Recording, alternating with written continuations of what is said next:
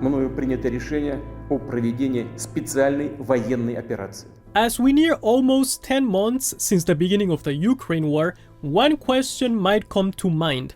Will removing Putin stop the war in Ukraine? And to answer this question, it's important to look at one important factor.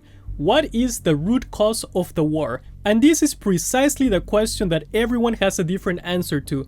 Everyone you talk to and every news article that you read or watch will give you a different reason for the war.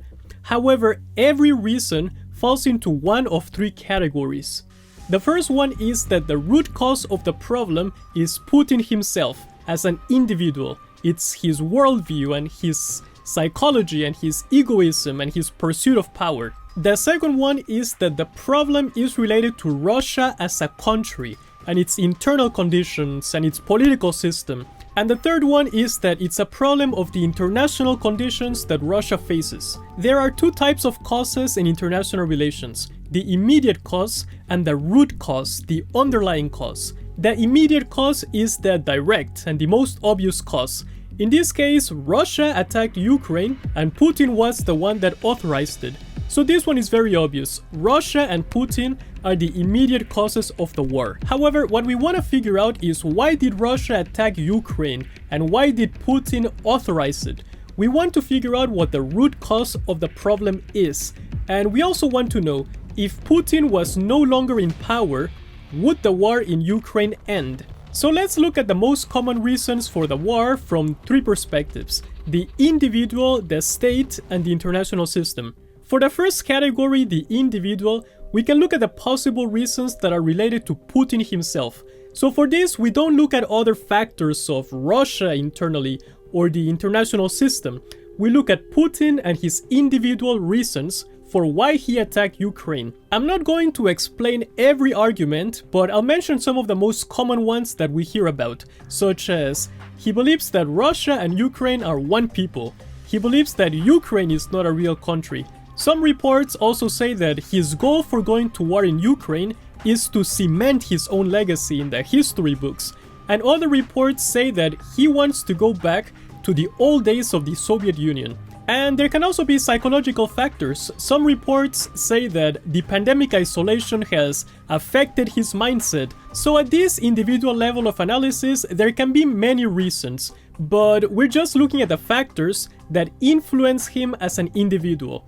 And the next level we're gonna look at are the factors related to the country of Russia itself and the internal conditions that influenced it to attack Ukraine. There are many reasons for this. For example, the political system of Russia being authoritarian, and some argue that a democratic Ukraine would be seen as a threat to the current political system of Russia, because Russians would see how successful Ukrainians are and would want to change their own government. Others argue that if Russia was a liberal democracy, then this wouldn't have happened, because the people wouldn't have allowed it. Another reason is that there are neo-Nazis in Ukraine, and Russia wanted to protect the ethnic minorities. And there are also arguments that Russia invaded in order to obtain resources from Ukraine. So these are just some of the many reasons that exist at the country level of analysis. And if you know other reasons, you can always write them in the comments. And now we have the reasons at the international system level. But for this, it is necessary to explain the nature of the international system itself. And the main factor is that there is no world government. There is no level of authority above countries that tells them what they can do and what they cannot do. And on top of that, countries cannot know the intentions of other countries, neither now and much less in the future. So countries cannot trust the intentions because they are unreliable, because they can always change at any given moment. So the goal of countries is to survive, and they have to find a way to do it in this type of self-help system where they can only rely 100% on themselves. At this level, the main reason for Russia's invasion is of course NATO expansion into Ukraine, and how would that affect Russia's position in the regional balance of power, where you have one competing bloc that is getting closer to your borders by adding a country whose geography is basically a flatland that goes straight into Russia.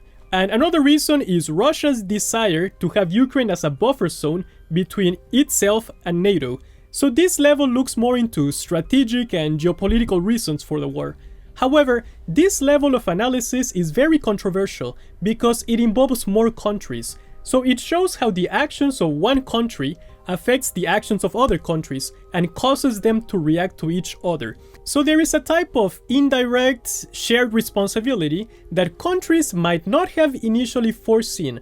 For example, countries might have planned NATO expansion with a particular goal in mind, but there are lots of indirect consequences that are very hard to see initially but become more evident many years later, especially when increasing the power of an alliance makes the competing powers outside of that alliance more threatened. So these are some of the most common arguments for the causes of the war, and there are of course many more arguments, and the issue here is that everyone will disagree over which factor is the main factor that triggered the war, which factor is the root cause of the war. So to try to answer this question of if removing Putin will end the war, my view is that if the root cause of the problem is Putin himself as an individual, it's his psychology, his own desire, his pursuit of power, and the rest of the other Russian people in power are just obeying whatever he says, if that is the case, then it is likely that removing Putin from power might stop the war, because the next person in power will not be affected by the same root factors that are unique to the psychology and the belief system of the Russian leader himself. But if the root cause of the problem lies within the internal composition of Russia as a country, it will be less likely that removing Putin will end the war if the internal factors of Russia that influence Putin also influence the next Russian leader. So in this case, it might also depend where the next leader comes from. If the leader is allied with Putin or an opposition leader that really wants to completely distance himself from everything related to Putin. However, if the root cause of the problem is at the international system level, then removing Putin is very unlikely to end the war in Ukraine, because the next leader will be influenced by the same international conditions that influence Putin and react to them.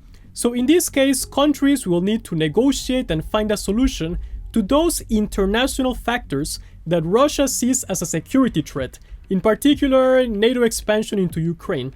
However, this is much harder because they also need to find and fix the geopolitical factors that Ukraine perceives as an existential threat, because Ukraine can never be certain when Russia will come back in the future, or what intentions will Russia have in the future. And they also need to deal with the factors that the neighboring countries consider as a potential security threat, because those neighboring countries can never be certain when they will be the next countries attacked by Russia. So fixing problems at the international system level is much more complicated than it actually sounds like.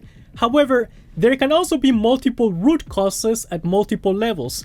Then this makes the whole situation way more difficult to resolve, because they will need to find and negotiate multiple solutions. So if no solution can be found, then they will have to keep on fighting until one side, either Russia or Ukraine, achieves an absolute victory. And of course, there will be many more deaths, and we also don't know how long the war will take, or how far the war will have to be escalated for one side to achieve victory, especially when Russia has nuclear weapons. So there is a threat of nuclear war in the case of Russian defeat and also in the case of Russian victory, since other countries will see a Russian victory as a security threat to them and will likely get more involved in the war if Russia was to achieve victory. So in my view, if the root cause of the problem is Putin himself as an individual, then the problem is hard but easier to solve than a problem at the international system level. So that's it for this one, and feel free to subscribe because this is a very small YouTube channel and it will encourage me to keep on making more videos.